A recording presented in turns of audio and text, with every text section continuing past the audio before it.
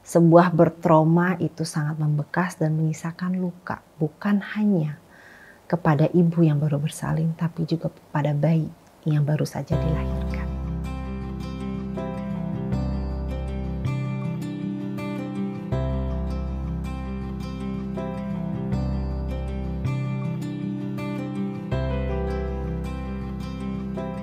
Assalamualaikum, kembali bersama saya Dula Alia di Dula Alia Channel. Setelah kita membahas fase-fase kehamilan dan juga persalinan, setelah bersalin atau melahirkan apa sih yang dihadapi oleh seorang ibu? Nah, dalam fase postpartum atau pasca melahirkan, seorang ibu akan dihadapi dengan 3 fase. Yang pertama, fase taking in. Pada fase taking in, seorang ibu akan berfokus pada dirinya atau tubuhnya.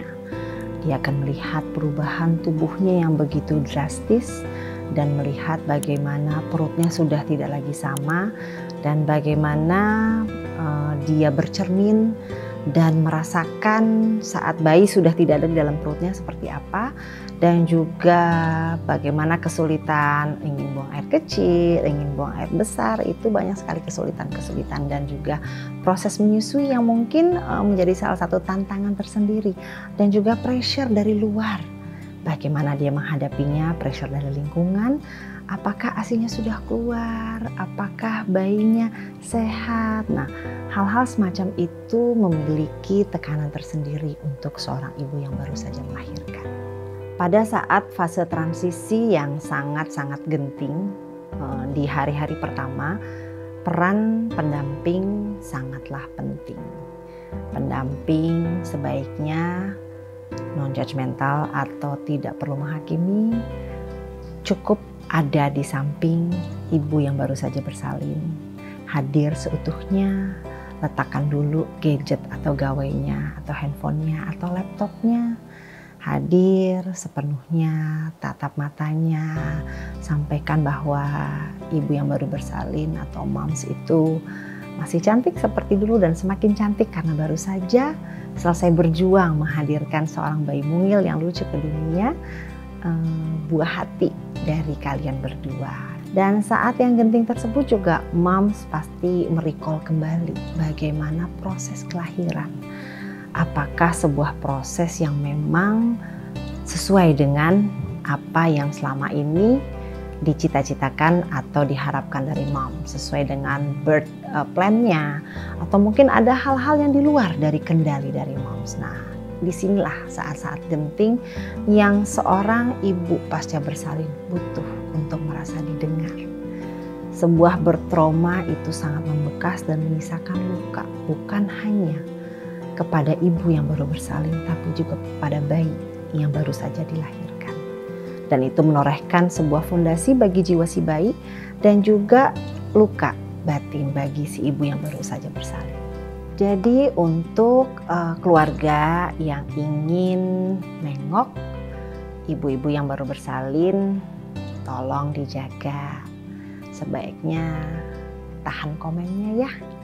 Atau mungkin calon-calon nenek, calon-calon kakek, calon tante, calon om, kalau memang ingin menengok di hari-hari yang genting, boleh komen yang menyenangkan saja dulu, tahan yang pedes-pedesnya dulu ya. Karena saat momen-momen tersebut, ibu yang baru melahirkan sedang di fase yang sensitif dan peka.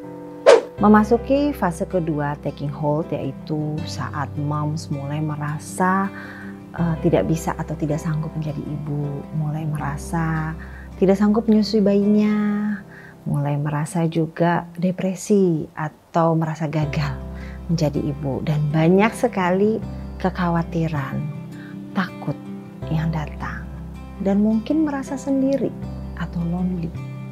Pada saat moms bangun tengah malam, merasa sendiri menyusui bayinya, merasa sendiri untuk bergelut atau challenging dengan proses menyusui, mompa ASI, dan mungkin menghadapi bayi yang menangis terus-menerus yang tidak bisa berhenti, merasa gagal menjadi ibu dan bingung bagaimana mengasuh si bayi yang baru lahir. Atau mungkin banyak khawatirnya Setiap detik, setiap menit bayinya ditengok, masih nafas atau tidak. Itu masa-masa juga yang sama gentingnya. Dan di sini butuh pendamping juga yang bisa menjadi siaga untuk moms. Untuk yang mendampingi di rumah pada saat postpartum 40 hari pertama, ibu jangan ditinggal sendiri. Selalu ditemani, baik saat menyusui, baik saat istirahat, atau malam hari saat di rumah, sebaiknya ibu jangan ditinggal sendirian di rumah. Karena bisa jadi momen-momen yang krusial ini muncul. Dan saat ibu betul-betul sendirian, ibu akan merasa tidak didukung. Dan itu akan berdampak pada pasokan ASI-nya. ASI-nya bisa seret atau bisa saja tidak keluar.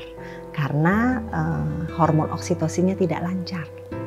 Karena ibu banyak sekali kekhawatiran, rasa takut, sementara hormon oksitosin butuh rasa bahagia, rasa senang, rasa rileks, rasa nyaman, dan tenang.